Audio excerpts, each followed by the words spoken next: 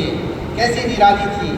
ایک چنتی شاید خود بھی اپنے متعلق ایسا اہتمام نہ کرتی ہو، چنتی خود بھی اپنے بارے میں ایسا نہیں سوچتی ہوتی جیسا اہتمام حضرت علی خواص رحمۃ اللہ علیہ ان کے لیے کیا کرتے تھے۔ ان کا کھانا ان کے گھر پہنچاتے اور انہیں ممکنہ خطرے سے بچایا کرتے تھے۔ پیارے اسلامی بھائیوں، آئیے دوسروں پر شفقت و مہربانی اور رحم دلی کی ایک اعلیٰ ترین مثال سنتے ہیں۔ ہمارے پیر، پیران پیر دستگیر حضور غوث اعظم شیخ عبد القادر جیلانی رحمۃ اللہ علیہ، آپ بھی بہت رحم دل، شفیق اور مہربان تھے۔ 546 سن ہجری رجب کا مہینہ تھا، جب کہ دن حضور جمعہ کا دن حضور غوث پاک رضی اللہ تعالیٰ عنہ نے بیان فرمایا۔ دوران بیان آپ نے فرمایا، اے لوگو، میں تمہاری طرف صرف اللہ پاک کی رضا کے لیے متوجہ ہوتا ہوں۔ میرے اندر تمہارے لیے ایسی رحم دلی اور شفقت ہے کہ اگر ہو سکتا تو میں تمہاری جگہ تم میں سے ہر ایک کی قبر میں خود اترتا، میں تمہاری جگہ قبر میں خود اترتا اور تمہاری طرف سے نکیرین کو جواب بھی خود ہی دے دیتا۔ حضور غوث پاک رضی اللہ تعالیٰ ہمارے پیر صاحب فرماتے ہیں، اگر مجھ سے ہوتا تمہاری قبر میں میں خود اتر جاتا اور منکر نکیر جو سوالات کرتے ہیں ان کو جواب بھی میں دے دیتا۔ اے عاشقان رسول، غور فرمائیے، یہ کیسی خیر خواہی ہے، یہ کیسا عظیم جذبہ ہے۔ قبر کی پہلی رات کیسی سخت ترین رات ہوتی ہے۔ مردہ صدموں سے دو چار ہوتا ہے، دنیا چھوٹنے کا غم، اولاد کی جدائی کا غم، پھر روح نکلنے کی تکلیف، قبر کی وحشت، اندھیرا، تنہائی، پھر اس کے ساتھ ہی فرشتے قبر کی دیواریں چیرتے ہوئے آ جاتے ہیں، میت سے سوالات کرتے ہیں۔ اس دنیا میں ہمارے بہت دوست ہیں، رشتہ دار ہیں، کوئی تو بس اپنے ہوتا ہے جو باوفا زندگی برسات نبھاتے بھی نہیں، تو صرف قبر کے کنارے تک شاید سگا باپ بھی اپنے بیٹے کے لیے ایسی خواہش نہ کر سکے۔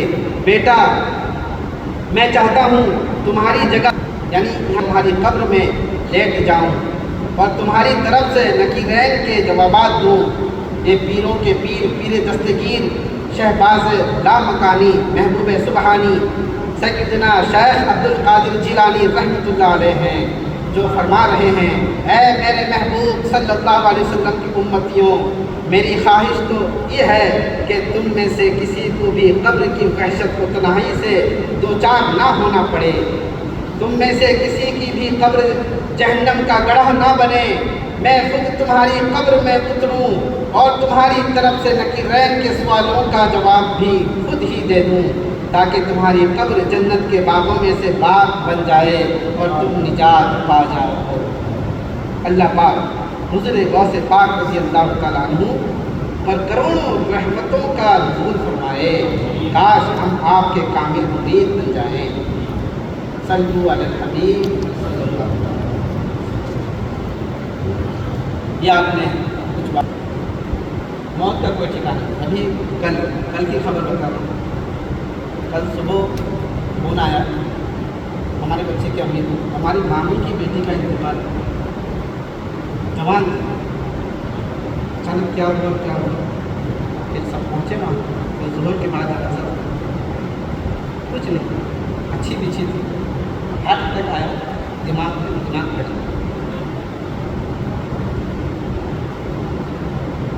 کوئی ٹھکانا نہیں، کب انسان مر جائے، ابھی حالات کیسے ہیں سب جانتے ہیں، بہت عجیب و غریب حالات ہوتے ہیں، کوئی محفوظ نہیں، سب جانتے ہیں۔ پیارے اسلامی بھائیوں، ہم اگر تھوڑا سے سوچیں نا، اپنی آنکھ بند کریں، محاسبہ کریں کہ میری جو زندگی اللہ تبارک تعالیٰ نے مجھے جو عطا فرمایا، اس میں سے میں 25 سال کا ہو گیا، کوئی 30 سال، کوئی 40 سال، کوئی 50 سال، یہاں پہ بیٹھے ہوئے ہیں. اگر ہم آنکھ بند کر کے تصور کریں اور سوچیں گزرے ہوئے زندگی کیسے گزرا, اس میں کیا کیا, اگر میں سوچوں مجھے کیسا لگے. آپ سوچیں تو صحیح. میں تو چاہتا ہوں چلو ہم 1 منٹ کے لیے, آدھا منٹ کے لیے سوچتے ہیں, آنکھ بند کر کے آپ سوچیں. چلو کچھ بھی نہیں. اگر ہم یہ سوچیں ابھی ملک الموت آ جائے ہمارے پاس روح قبض کرنے کے لیے, کیا میرے اعمال اتنے اچھے ہیں کہ قبر میں منکر نکیر کے سوالات بھی میں اچھے انداز میں دے دوں اور پھر مجھے جنت کی کھڑکیاں کھل جائے, میں جنت چلا جاؤں. میں خود اپنے آپ سے پوچھوں میں کیا کیا رہا ہوں. دنیا تو ایک اسٹیشن ہے, ایک اعمال کرنے کی جگہ ہے. یہاں سے ہمیں پھر روانہ, ہم آئے ہیں عالم ارواح سے, عالم ارواح پھر باپ کے پشت بپشت ہوتے ہوتے ہوتے اپنے باپ کے پاس آئے, باپ کے پشت سے ماں کے پیٹ میں, ماں کے پیٹ سے عالم دنیا میں, عالم دنیا سے پھر عالم برزخ جس کو ہم کہتے ہیں قبر کی دنیا. ہم قبر میں جائیں گے, پھر وہاں سے حشر کے میدان, پھر جنت اور جہنم. اصل تو مکان ہمارا جنت ہے مسلمانوں. ہم یہاں کیا کرتے ہیں؟ پیارے اسلامی بھائیوں, ایک واقعہ ہے.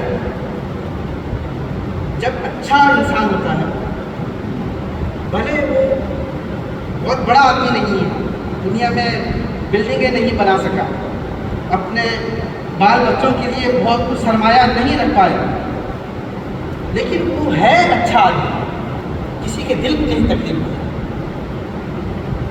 کسی کو ستایا نہیں. کہتے ہیں جب ایسا انسان مر جاتا ہے, اس کا جب جنازہ جاتا ہے تو اگر اس کے جنازے کو دیکھ کر 3 مسلمان ایمان والے یہ کہتے ہیں کہ یہ بڑا اچھا آدمی تھا. کیا کہتے ہیں؟ یہ بڑا اچھا آدمی تھا. تو کہتے ہیں اس کی بخشش ہو جاتی ہے, اللہ تعالیٰ وہ شخص کو بخش دیتا ہے. یہ واقعہ سننے کے بعد ایک بادشاہ جو گنہگار تھا, تو اس نے ایک شخص کو کچھ درہم پیسے دیے اور اس نے کہا جب میں مر جاؤں گا میرے جنازے کو دیکھ کر تم بھی اسی طرح کہہ دو. اس نے کہلوایا. وہ اچھا نہیں تھا, وہ ظالم تھا, گنہگار بادشاہ تھا, لیکن اس کو یقین تھا جب 3 مومن جنازے کو دیکھ کر کہتے ہیں تو اللہ تعالیٰ بخشش فرما دیتا ہے. تو مجھے گمان ہے میں اچھا نہیں ہوں, گنہگار ہوں, لیکن 3 مومن کو پیسے دے کر کہلوایا تاکہ تم کہو, ہو سکتا ہے تمہارے کہنے کی وجہ سے اللہ تعالیٰ میری مغفرت فرما دے. جب اس کا انتقال ہوا, جن کو پیسے دے کر اس نے کہلانے کے لیے رکھا ہوا تھا, وہ 3 بندے اس کے جنازے کو دیکھ کر اس کے جنازے کے پیچھے یہ کہتے گئے کہ یہ بڑا اچھا آدمی تھا, بڑا نیک آدمی تھا. اس طرح سے کہتے ہوئے گئے. جنازہ دفن ہونے کے بعد کسی نے خواب میں دیکھا کہ وہ جنت میں, اس کی بخشش ہو گئی ہے. اس کو پوچھا گیا کس سبب تمہاری مغفرت ہوئی, تو اس نے کہا کوئی اور وجہ نہیں, اللہ تبارک تعالیٰ کو یہ ادب پسند آ گیا کہ میں نے کسی کو کہلوایا کہ کہہ دو کہ میں اچھا ہوں, اور انہوں نے کہنے کی وجہ سے اللہ تعالیٰ میری مغفرت کی. تو پیارے اسلامی بھائیوں, یہ واقعہ اور اتنے سارے واقعات کا ہم سنیں, اس کا جو مجموعہ ہے, نچوڑ یہ ہے کہ ہم نیک بن جائیں. کیا بن جائیں؟ نیک بن جائیں, رحم دل والے بن جائیں, اچھے دل والے بن جائیں, دوسروں پر رحم کرنے والے بنے, سختی نہیں رحم کرنے والے بنے. کچھ لوگ ایسے ہوتے ہیں پتہ نہیں, بعض لوگ تو اس ہوتے ہیں, دیندار بھی ہوتے ہیں, ہم مسلمان ہیں, کیا کہتے ہیں میرا کون کیا کرے گا, میں دیکھ لوں گا.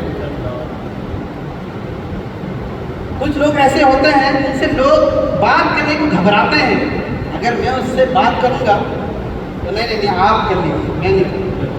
اس طرح کہتے ہیں وہ, حالانکہ یہ بھی جا سکتا ہے لیکن یہ کہتا نہیں بھائی آپ چلے جاؤ, میں نہیں جاؤں. کیوں؟ کہ سامنے والا اپنا رویہ اس طرح بنا کر رکھا ہوا ہے. تو پیارے بھائی ہم کو یہ سب نہیں کرنا ہے نا. ہم تو ایسے بنے, آپ سنے ہوں گے حدیث پاک, اللہ کے رسول صلی اللہ علیہ وسلم بچوں سے کتنے محبت کرتے ہیں.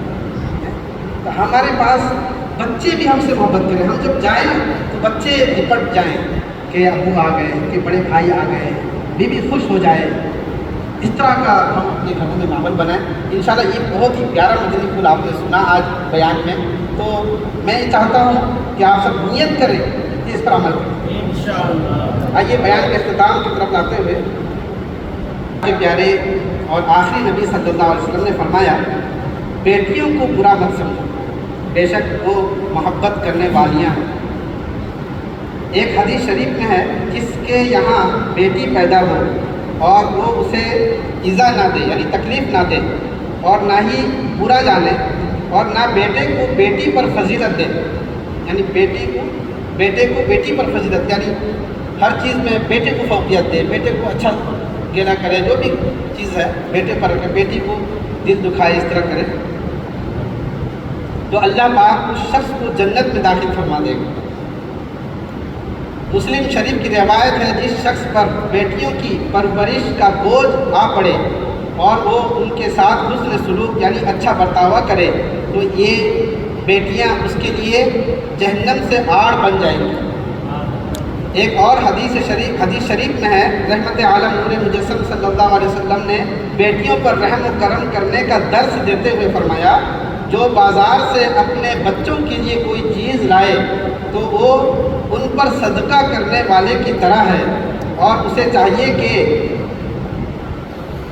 بیٹیوں سے ابتدا کرے یعنی پہلے بیٹی کو دے، کیونکہ جو بیٹیوں کو خوش کرے وہ خوف خدا میں رونے والے کی مثل ہے اور جو خوف خدا میں روئے اللہ پاک اسے جہنم پر حرام فرما دیتا ہے۔ مومنوں ہیں انہا فرماتی ہیں کہ میرے پاس ایک مسکین عورت آئی، اس کے ساتھ اس کی 2 بیٹیاں بھی تھیں، میں نے اسے 3 کھجوریں دیں، اس نے دونوں بیٹیوں کو ایک کھجور دی، پھر جس کھجور کو وہ خود کھانا چاہتی تھی اس کے 2 ٹکڑے کر کے وہ کھجور بھی اپنی بیٹیوں کو کھلا دی۔ مجھے اس واقعے سے بہت تعجب ہوا، میں نے نبی اکرم نور مجسم صلی اللہ علیہ وسلم کی بارگاہ میں اس خاتون کے ایثار کا بیان کیا، ایثار کہتے ہیں دے دینا، ایثار کا بیان کیا تو آپ صلی اللہ علیہ وسلم نے فرمایا اللہ پاک نے اس عمل کی وجہ سے اس عورت کے لیے جنت واجب کر دی۔ ماشاء اللہ، ایثار کی بھی کیا بات ہے، کاش ہم بھی اپنی پسند کی چیزیں ایثار کرنا سیکھ جائیں۔